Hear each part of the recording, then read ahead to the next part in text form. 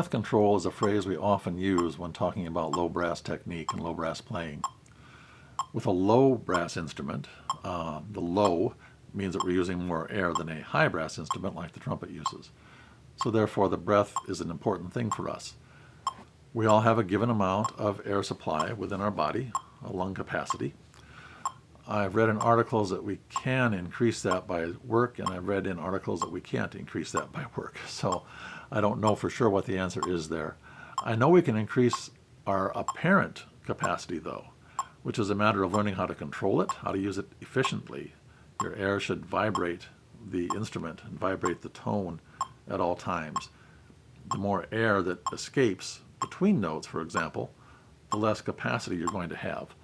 So it's important to be accurate in your notes. It's important to play them in the center so that you and the instrument are in agreement. And it's important, again, to make those transitions smoothly so that you don't lose air. It's especially important in passages where you have a long crescendo to deal with to meter the air carefully. We want to create the impression, the musical effect of that long crescendo without running out of air at the end.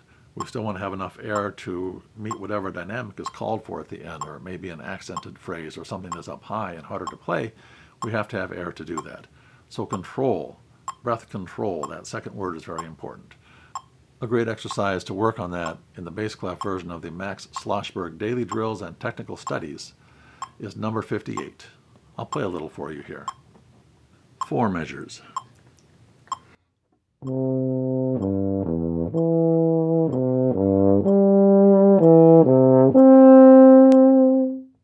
This next one now goes 5 measures, up one more tone in the arpeggio, so I have to control the crescendo, make it last a little bit longer to still arrive at the forte.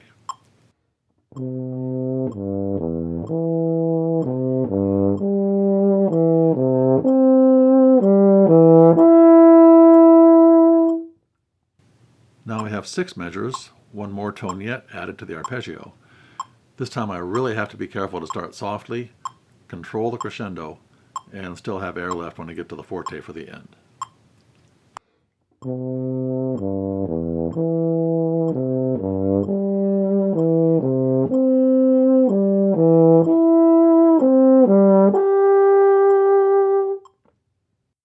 The final part of this exercise now is 7 measures. So here I've got to take a really good breath, be very careful to start softly, control it, control my slurs, control my jumps, control the crescendo to make sure I don't do too much too quickly so that I still have that forte air supply left for my final note.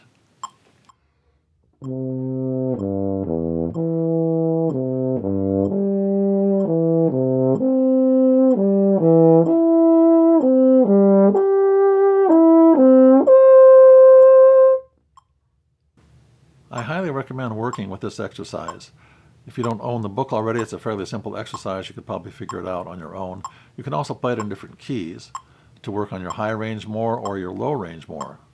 Obviously, as you go lower, it's going to get harder because you'll use more air in the low register.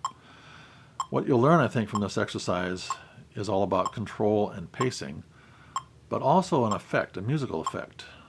Sometimes it's more important to create the effect or the impression of a crescendo than to actually play louder. The pattern in this exercise is always the same, no matter how many measures are involved. We start softly, we crescendo gradually to a loud note at the end. So say we'll start at a piano, crescendo to a forte. That's very easy in the first one. It gets harder and harder as we add a measure each time over that same pattern, and also go higher each time. Going higher at the ending means we have to have more air to really support that high note. So it's really a challenge, and it's a great exercise to work on. Now I've got my metronome set to 63, which is a good target area for me. I want to work on getting down to 60 or 58 or 56 or 54 and still be able to do the same exercise. In the YouTube description, I'll provide you a link to get the book if you don't already have it. It's really a great book in many, many ways. This is simply a little hidden gem. It's only part of one page in the entire book, and yet it's one of the best exercises I've found for working on your breath control, for increasing the number of measures you can play comfortably in a breath. I hope this has been helpful. Thanks for listening.